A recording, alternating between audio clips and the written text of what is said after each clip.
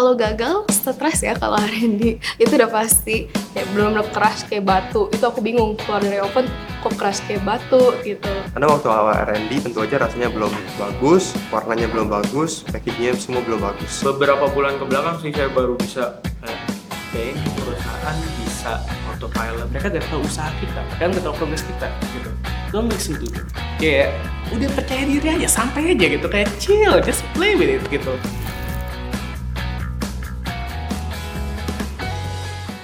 Halo, perkenalkan nama saya Keja Padelia.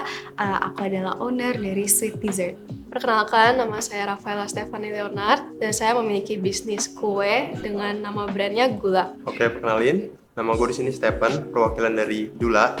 Saya Zaki, usahaku itu golfwear. Saya Lingga Mareno, saya punya bisnis namanya itu CV Dimble Indonesia. Sweet Dessert itu ada soft cookies, crunchy cookies, dan juga fudgy brownies. Jadi kita benar-benar limited, kita fokus di 3 itu aja. Dan kita full penjualan itu melalui online, kayak marketplace, social media. Udah berjalan kurang lebih 2 tahun, hampir 2 tahun. Nah, Gulak itu sendiri menjual berbagai jenis kue seperti brownies, bolu, cheesecake. Terus ada juga yang asin-asin kayak risol, mac and cheese, dan teman-temannya. Jadi apa sih Dula itu? Sering banget kita tuh pengen minum soda tapi of course gak sehat dan punya persepsi yang buruk sama kesehatan kita. Tapi di sini sudah Dula hadir, jadi soda yang peduli sama kesehatan kalian. Jadi jualan baju, celana, aksesoris golf seperti payung, terus kita juga ada handuk, ya golf stuff juga lah. CV Dimble Indonesia ini bergerak di bidang insulasi. Biasanya tuh bergerak di insulasi suara dan juga insulasi thermal. Insulasi itu kayak pelapis atau peredam, di mana peredam ini berguna biasanya kalau buat suara itu meredam suara yang masuk dan juga meredam suara dari luar buat masuk ke dalam. Sementara kalau buat insulasi thermal itu biasanya digunain supaya mencegah kondensasi untuk insulasi dingin dan juga paparan buat insulasi panas. Sebenarnya yang membedakan banget Sweet Dessert dari mungkin kompetitor lain itu adalah fitur kita, yaitu love letter. Jadi love letter itu dimana kita kasih surat yang handwritten dari kita untuk kasih ke orang-orang yang spesial. Gulak itu uniknya, itu kan namanya gulak, nah itu udah representasi dari gula. Jadi itu pasti manis.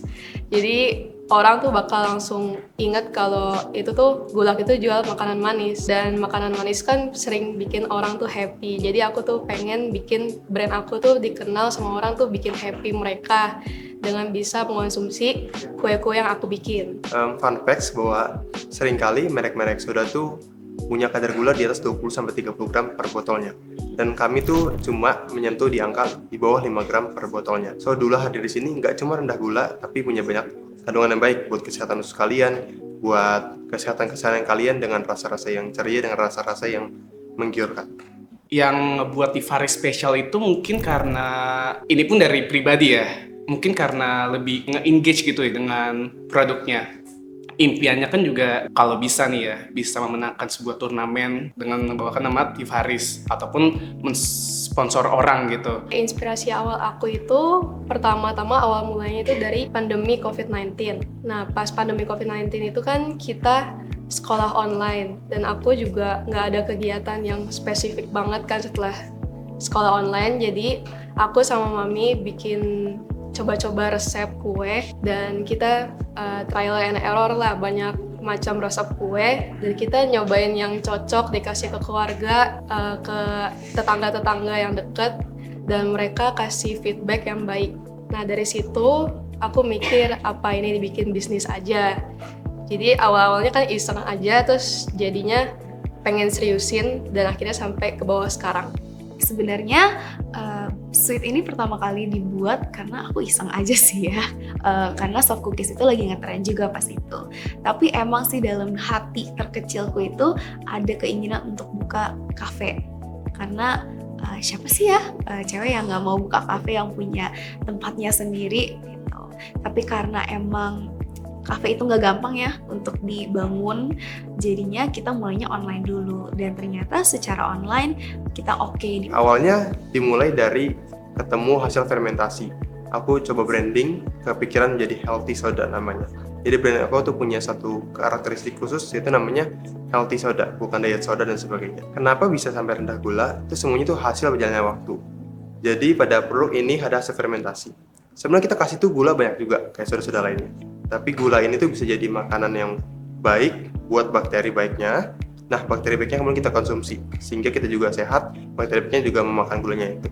Inspirasi awal ya, mungkin sih lebih ke, kan sebagai golfer pasti kita punya baju golf sendiri dong. Ngeliat baju-baju tersebut kayak, ih keren nih, kayak mau deh kapan gitu, sebuah impian gitu. Apalagi kan suka golf juga kan, kayak asik gak sih kalau misalnya nanti in the future, if possible gitu, memiliki baju ataupun golf related gitu. Pasar insulasi di Indonesia itu sangat tinggi gitu. Kayak beberapa proyek ataupun perusahaan itu butuh insulasi gitu. Tapi sementara di Indonesia sendiri, tenaga ahli ataupun orang yang mengerti tentang insulasi itu sedikit. Makanya bapak saya berangkat dari visi itu untuk membuat CV Dimble Indonesia. Sementara buat saya melihat ada peluang juga kayak perusahaan ini harus diteruskan gitu. Karena saya anak pertama dari Bapak Sanusi buat nerusin usaha ini supaya terus maju dan berkembang ataupun ekspansi ke pasar internasional. Tantangan terberatnya udah pasti cari customer ya. Untuk setiap bisnis itu target marketnya berbeda-beda. Terus kita tuh pertama bingung gimana sih cara orang-orang tuh buat kenal sama yang namanya sweet dessert. Makanya kita benar-benar fokusin banget di konten, di branding, dan juga akhirnya jualan di marketplace. Dulu waktu pertama kali mulai, tantangan terberat itu nyampein ide dan nyampain bahwa rasanya tuh bakal kayak gimana. Karena waktu awal R&D tentu aja rasanya belum bagus, warnanya belum bagus, packagingnya semua belum bagus. Dan kita sebagai yang ngebuat pasti udah punya tujuan mau sampai kemana kan tentang brand ini. Tapi nyampein itu ke audiens, terutama dari orang-orang terdekat tuh kadang belum sampai, sehingga perlu pembuktian yang secara perlahan akhirnya bisa juga terbukti dan kayak kelihatan bisa kayak gini ya gitu. Mungkin kan karena aku pun juga entrepreneur baru ya, memiliki usaha baru. Aku juga masih banyak hal-hal yang aku nggak tahu cara bikin usaha tuh bagaimana, bikin prosesnya lah, timeline-nya. Tapi di awal-awal sih lebih ke ini ya, cari konveksinya, cari tekstilnya.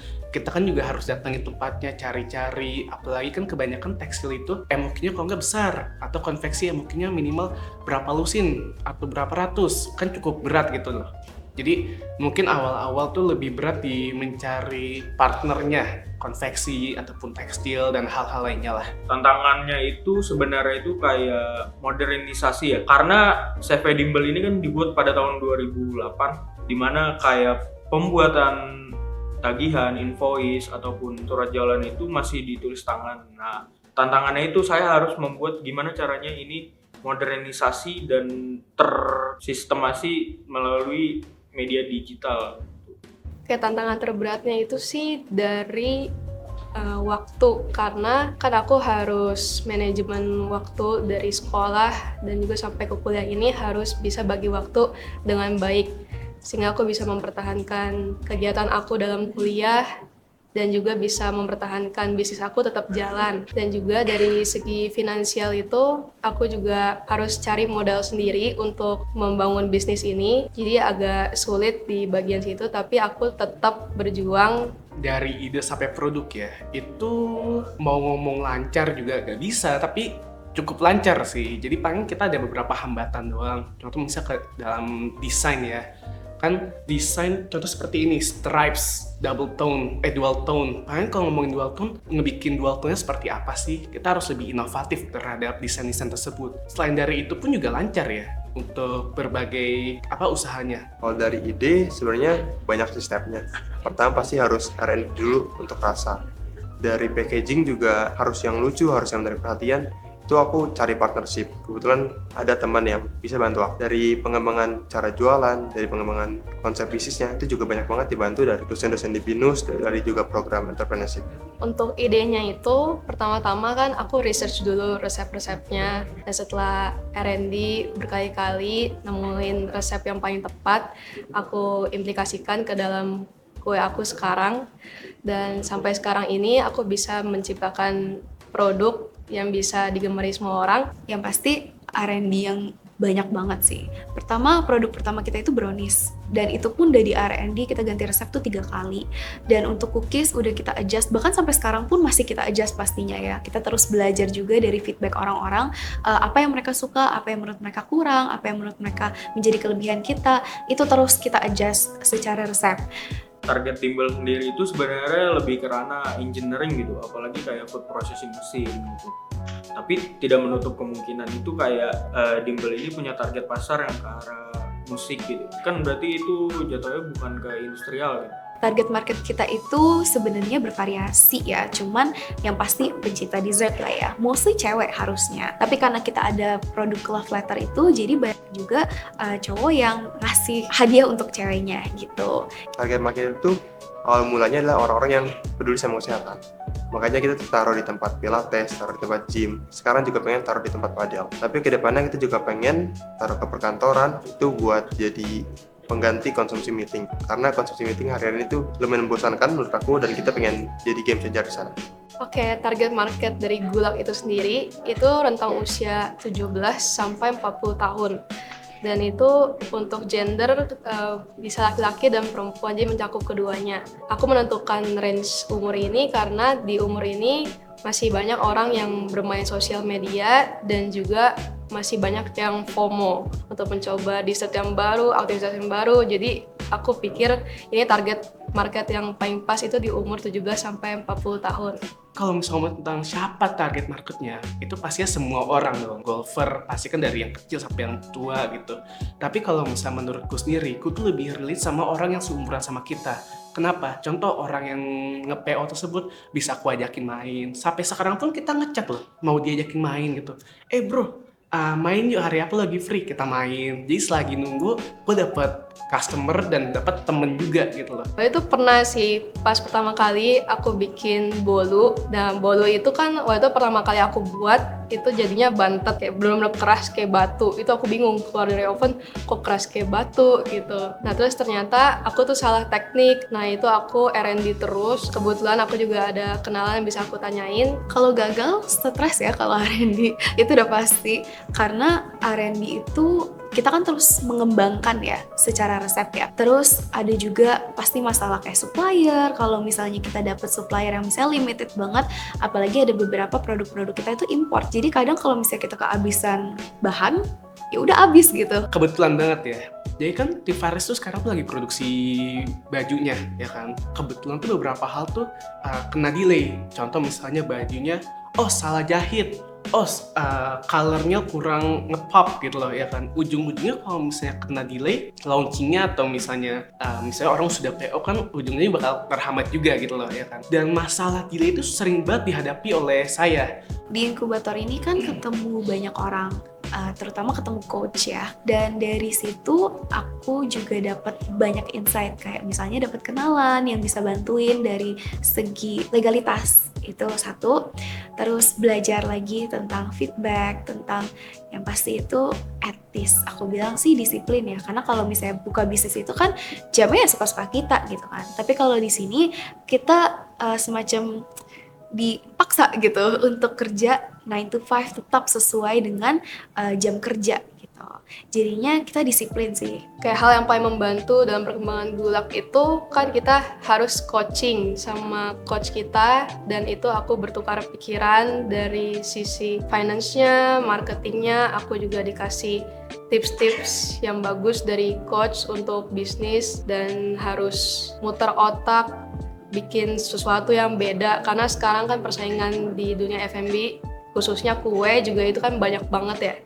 Dari lewat bisnis inkubator ini, aku banyak belajar tentang pengelolaan keuangan sama cara berjualan yang bisa lebih luas. Karena kadang kita cuma peduli sama produk, tapi kita nggak bisa deliver itu ke market.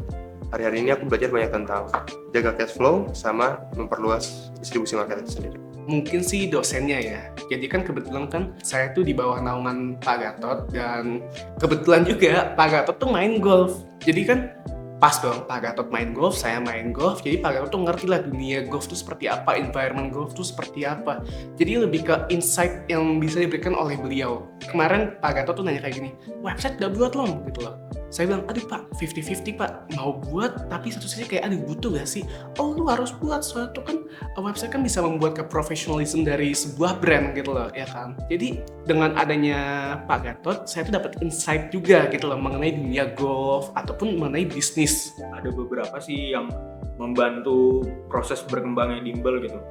Yang pertama kayak eskalasi pasar Dimbel itu yang tadi ya dilakukan secara telemarketing, sekarang udah mulai merambah ke area digital, kayak mulai masuk ke e-commerce. Terus juga sekarang itu lagi proses pembangunan website yang dimana nanti itu semua penjualan itu dilempar ke website dan meninggalkan sistem telemarketing itu.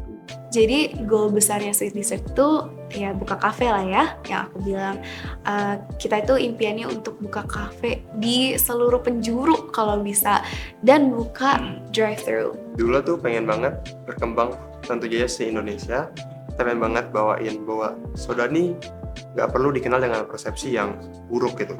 Bisa juga dengan penuh vitamin, penuh kegembiraan, dan juga kita pengen banget bawain emosi yang positif lewat tiap botol yang kita deliver ke market.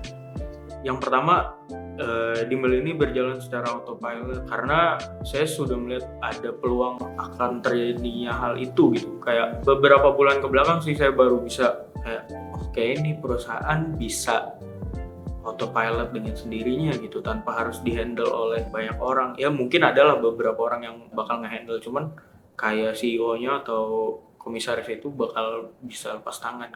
Goals yang ingin aku capai buat Gulak itu nanti aku pengen bikin offline store sih. Aku pengen bikin offline store di Jakarta, bisa juga ekspansi ke daerah-daerah lain sehingga memperluas networking juga. Aku juga bisa kasih coba produk-produk aku tuh gak cuman di Jakarta doang, di lingkup teman-teman aku doang. Aku pengen seluruh Indonesia itu tahu. Ngomongin impian, memang kemenangan itu merupakan sesuatu yang pengen ku cari. Tiger Woods, greatest of all times, ya kan? Dia punya baju sama Nike. Orang mau beli, mau harganya dari berapa juta pun juga orang beli karena kemenangan. Dia bikin baju brand sendiri sekarang. Itulah kenapa kemenangan tuh menurut saya tuh sebagai key point of how can I make these brands different than any other. Itu menurutku sih faktornya sih, dan that's why I'm going to achieve that, trying to achieve that, and will achieve that gitu. Buat teman-teman yang baru mau mulai usaha, saran dari saya tuh yang pertama itu jangan takut, yang kedua yang namanya usaha itu pasti ada ruginya, tapi gimana caranya kamu menyikapi ruginya itu. Jangan sampai ruginya bertambah, kalau bisa kurangin. Itu aja sih paling. Kalau pengen buat usaha tuh pasti kan mentalnya harus kuat, tapi you gotta surround yourself with seseorang yang sesuai dengan yang positif lah, ya kan? Oleh karena itu sebelum you pengen bikin usaha, make sure that you surrounded yourself with people that going to support you, dari keluarga yang support, dari temen yang support. Karena kalau dari situ, itu bakal ngebantu mental kita. Buat yang baru mulai usaha, apalagi yang produknya bersifat inovasi kayak aku, itu harus melangkah lebih dulu. Kadang idenya belum diterima, tapi apa yang jadi visi dan target kita itu harus jelas dulu dari kalian. Jalan lebih bold, biar visinya semua bisa tercapai, bahkan bisa berhasil. Pesan yang aku pengen sampaikan itu jangan pernah menyerah dan jangan pernah takut buat gagal. Karena aku juga sempat gagal dulu dan harus tetap bangkit. Walaupun kamu takut kalau misalnya ada orang lain yang ngejudge kita semua, itu jangan dihiraukan lah. Yang penting kita percaya diri sama diri kita sendiri bahwa kita bisa. Jangan takut buat mulai. Karena kalau misalnya banyak banget pikiran kayak aduh nggak ada modalnya, aduh nggak ada keberaniannya, itu nggak bakal mulai gitu. Jangan takut gagal. Lebih takut nggak mulai daripada takut gagal gitu sih. Stefanian dulu itu kan lumayan anaknya ambis dalam kayak akademik mulu nggak mau coba yang lain. Nah, untung kamu mau coba hobi kamu yang baru yaitu baking. Ternyata kamu passion di situ dan kamu bisa jalanin bisnis itu sampai sekarang. Kamu hebat Stefanian dulu.